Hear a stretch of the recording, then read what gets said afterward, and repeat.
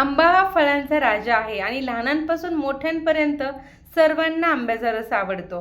पण हा आंब्याचा सीझन फक्त 2 महिनेच असतो आणि हा आंब्याचा सीझन संपला तरीही पुढचे वर्षभर आपल्याला हा आंब्याचा रस असाच फ्रेश खाता येईल आणि पूर्ण वर्षभर आपल्याला हा रस एन्जॉय करता येईल, यासाठी मी इथे एक ट्रिक वापरलेली आहे.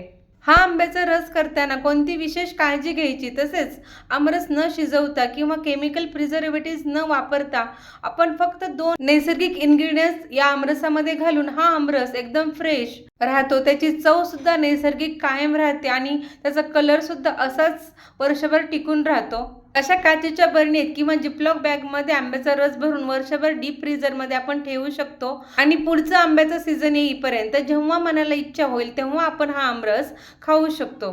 एकदम हायजेनिक आणि सुरक्षित आहे. सविस्तर रेसिपी या व्हिडिओ खाली असलेल्या त्रिकोणी बटनमध्ये असलेल्या लिंकवर क्लिक करा आणि पूर्ण पहा.